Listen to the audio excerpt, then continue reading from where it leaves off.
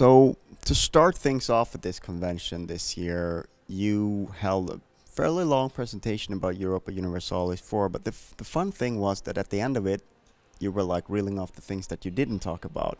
And that was a lot too. It's such an exhaustive subject. So, where do you want to start yourself with describing what the fourth iteration of this game series means to players? I think what we're trying to do with this game compared to the other games is get it more to be more streamlined, more about decisions, more about the strategic choices between, I mean, do I go this way and do I go that way? And we also want it to become more of, we want to help player get into the story more, and we want to keep the complexity, like I said, but we want it to be less complicated. So a really important thing for us here is to look at all the game features and look at the game design to make sure that you can look at your problems and you can look at the country you're playing and really see what kind of decisions you can take to face the next challenge.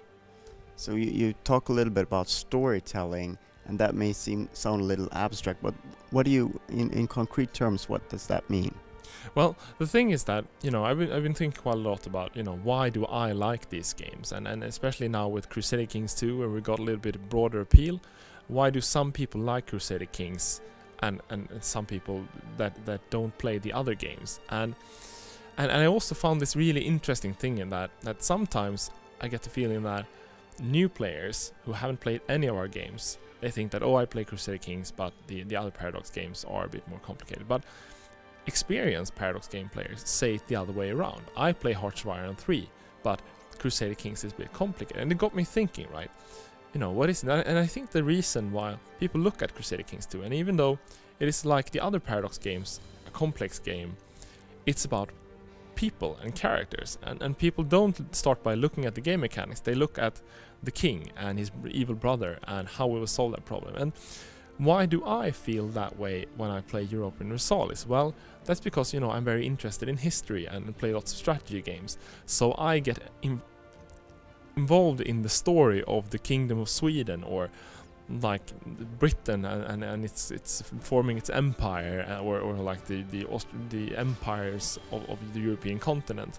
And what I really want to do with Europa Universalis is find ways to help other players get engaged in these stories, because for me those stories are as engaging as the story of some king somewhere, and I want to help more people get engaged in these stories. And I think that's the reason why I keep talking about stories all the time, because the game should really be about the gameplay and not the mechanics. Yes. I think some of the things we can do here is to emphasize the differences between the country, to make you feel even more that you're playing within the context. So we have these kind of things with unique event chains or unique events for different countries, so that as you play your country in a certain way, I mean, we have a special event chain, for example, for the War of the Roses, and we have a special one for certain successions and certain events in Sweden, for example, so that once you get into the game will tell you a little bit about what is happening now, what are your strategic choices and these kind of things. And we also have this kind of thing with unique historical events or ideas that are different from each country, that also should help you get more involved in the story of the country you're playing, and it sort of to make you see what are your strengths and your weaknesses, and sort of get you engaged in what you're doing at the moment. Because maybe, I don't know, well, if you look at a game like Civilization, that is often said to get people interested in history, where I feel like Europa Universalis perhaps is a game for people who are interested in history, if you see the difference there. Is there a do you want to be a game that also introduces people and make them more interested about history?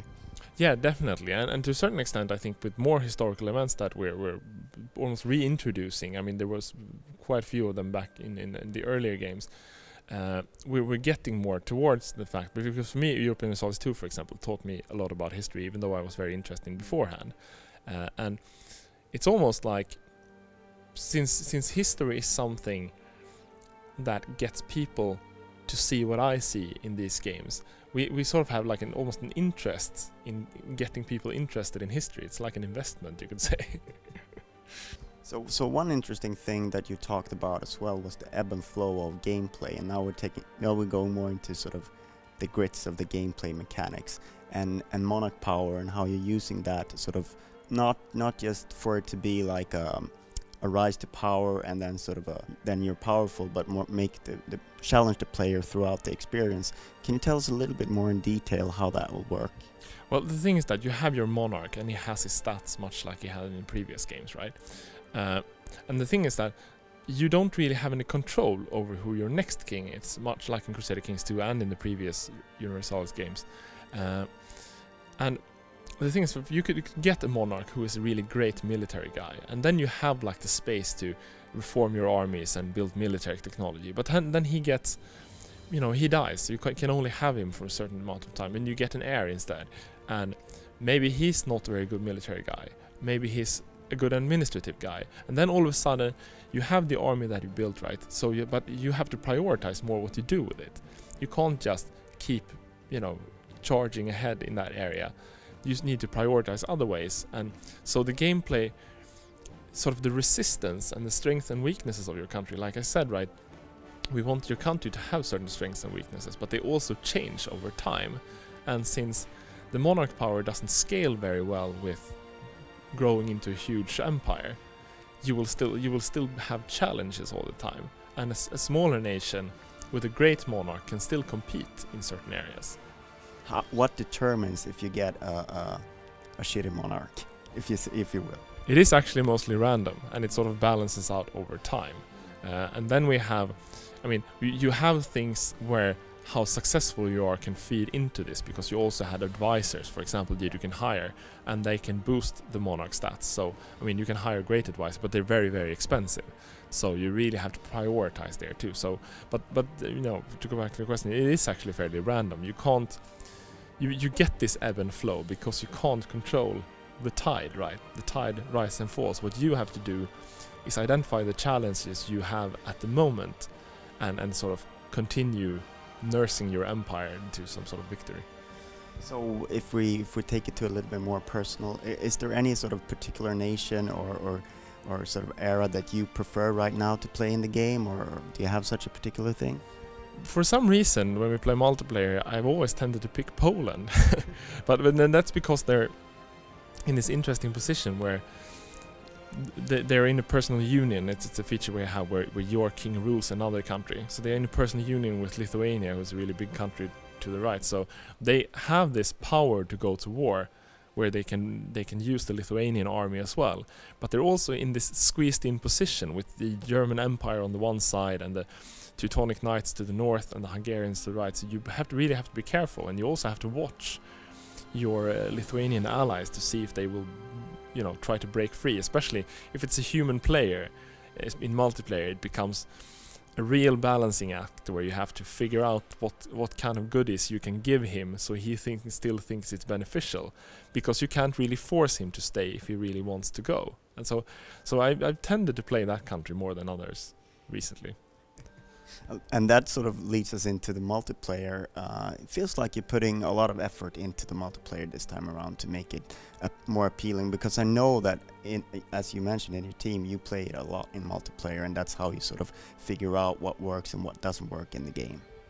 Yeah, and for us, it's always, we have tended to play multiplayer games at the office, and for us that's always been a lot of fun. And we know that a lot of our players play this game mostly in single player, and one reason for that, it's of course it's a fun experience in single player, and I've played these games a lot that way, where you sort of sit in your own pace and you play along. But the kind of fun we have with this and all this, you can never get the AI, like I described to you before, is the fact that when I have a human Lithuanian player, I have to really figure out why would he want to stay in this rather uneven relationship that we have, and I have the imperial player on the other side. And so we think that this game has a lot to make with more people being able to come into this part, and we think that there have been some technical limitations to why people don't do that. It's like the time, it's like you have to find new players, and it's time investment and these kind of things. So we try to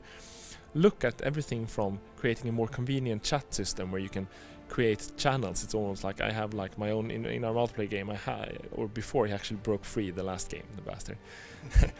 but then I had like our little Commonwealth channel where we can discuss our common strategy, and then you have like the alliance chat where I talk to my three main coalition partners, and then we have like the third chat where I try to figure out what the Baltic Sea countries have like. And then we added some other things, like we added, for example, Hotjoin, and we want to have a standalone server. What we get when we do that is that you can have like, and we're also having Steam integration into Steam, so you can start the game playing a single player, and then your mate sees that, he sees on Steam, you can see he's playing Europa Universalis, so he contacts you and say that, hey, can I join your game?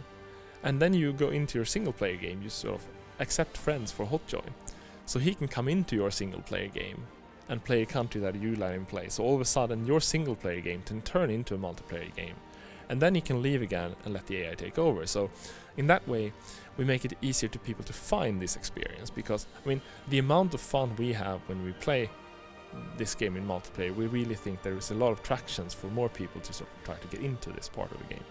You can also sort of introduce players to more of a bite-sized treat of it. You don't need to invest in sort of, let's find 10 people, 15 people and start a game. You can actually get like, okay, I'm at war, he's at war in his single player game, he's at war with Germany, Poland and Germany are at war, and then the other player can join that side, and you can have sort of an intense right there and then experience. Definitely. You can do things like that where you because I mean that was also, I mean at the office we have like, I mean the current game is 15 people, but getting 15 people together is not that easy. So you can have this kind of thing where you play a little bit of multiplayer and then he leaves and you continue your single player experience if you want to. Hopefully he hasn't conquered you. Yeah, hopefully. I mean beating the human player is always difficult, and it always become more of a knife struggle, if you know what I mean, right? You pull out all the stops to win the war. But I mean this game is also, I mean then that's the beauty of it, because I mean surviving in multiplayer in EU is not always about pulling out all the stops. It's always knowing what to give up, you know, because you can get sort of into this kind of feeling where you know he's winning the war and he wants your provinces, and you say you will never get it, it's a matter of principle. But then you have to ask yourself, okay, but if I say you can never get it, can I stop him? And if you can't, well, maybe you should strike a deal. And the most successful players are really not the ones who always win every war, but knows which war to lose. I understand you're in a good place in development right now. You once said that you were finished, which I think might be a slight exaggeration, because then people would say, where's my game? Right. But you still have some months left to do. What's ahead? Well, I think, you know, it's finished in the sense that we're now playing the game and having fun, and we don't have crashes and these kind of things, right? What we are at the moment is that we're going to keep playing the game and polishing, and we're also going to look at the interfaces that we have, and there are a couple of things like the province view and a couple of things that after trying the game for a bit in the state that it is now, we realized that, okay, this interface doesn't really do what we want it to do, and we have some things like how you build buildings in provinces that we realized that it's a bit of work to do this, so we're going to add a few new interfaces. We're going to go through the interfaces again and see where we need to add new stuff and where we need to simplify it. And then we have the whole chunk of the new player experience, like tutorials and hint system and something, because for us it's going to be really important this time to sort of we want to this game is supposed to be a complex game, right? But we want to smooth the ride to get into it, because for me, you know, the potential between how complicated people feel the game is and how complicated it actually is, we have quite a lot of distance there where we can sort of help people over the initial hurdle. And I mean that is going to be a big focus in the months coming, that and balance and AI and these kind of things. Thank you very much for your time. Thank you very much.